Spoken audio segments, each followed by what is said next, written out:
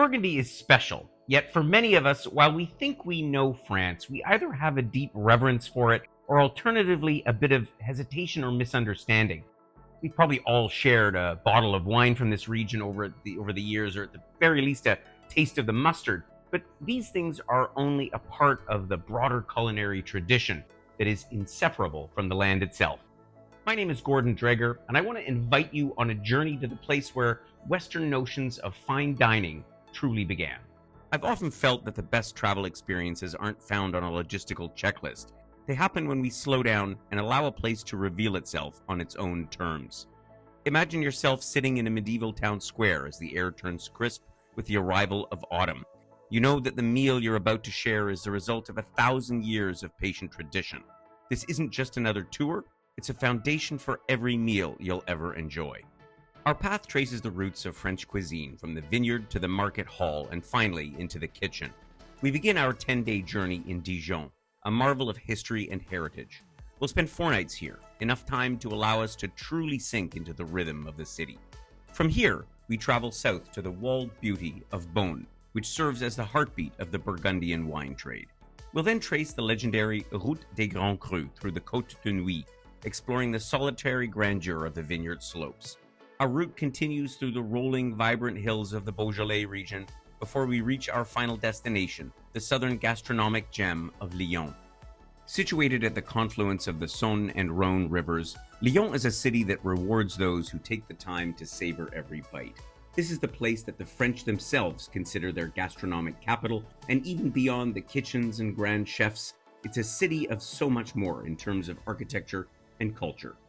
But let's go back to the start and talk about Dijon for a moment. As I've just said, you've certainly tasted the mustard before, but wait until you see the place that gave it life. Imagine walking through historic streets where stone gargoyles watch over medieval basilicas. The air here is often filled with the scent of gingerbread and spice. We'll spend a morning in the market hall designed by Gustave Eiffel, the guy behind that more famous tower in Paris. The sounds of the morning trade here, the rhythmic clatter of crates, and the melodic bargaining of the merchants create a symphony of daily life.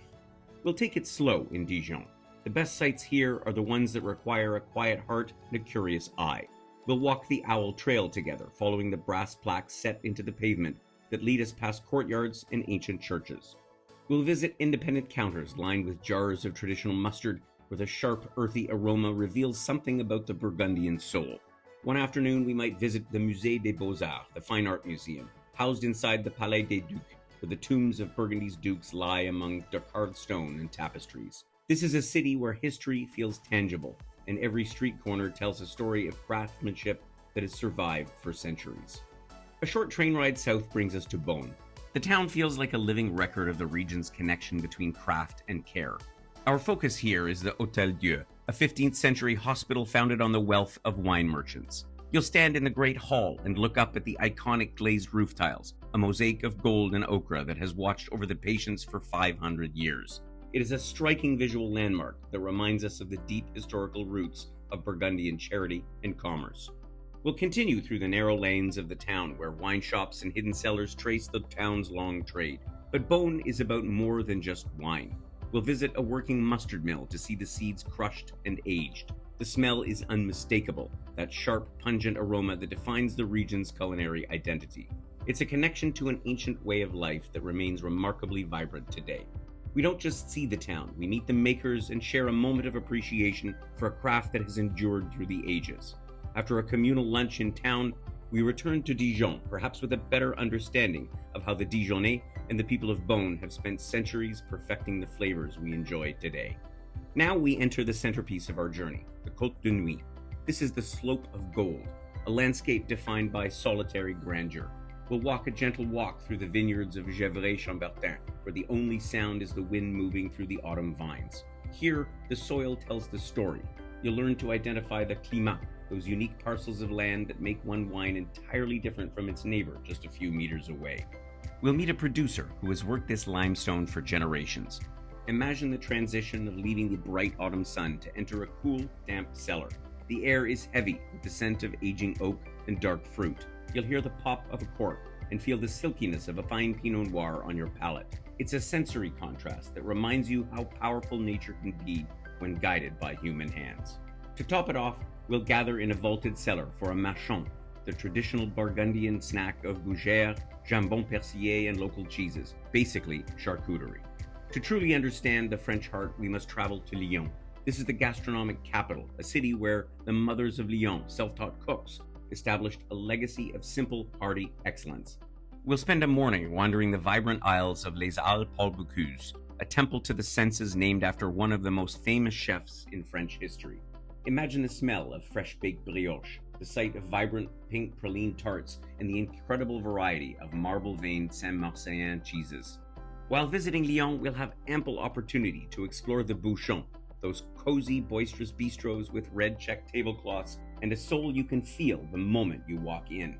You'll hear the chatter of regular patrons and smell the rich aroma of slow-cooked quenelle de Brochure. It's about sharing a meal that feels like a warm embrace. During our time here, we'll even step into the kitchen ourselves for a hands-on cooking class with a local chef, which will invariably be an intimate and laughter-filled experience that often becomes the most memorable part of the trip.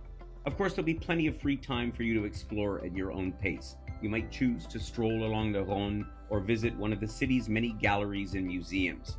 But the real climax comes on our last evening. We'll take part in an extraordinary farewell dinner created by one of Lyon's most inventive chefs. He's known for transforming his menus into sensory journeys that connect food, nature, and memory.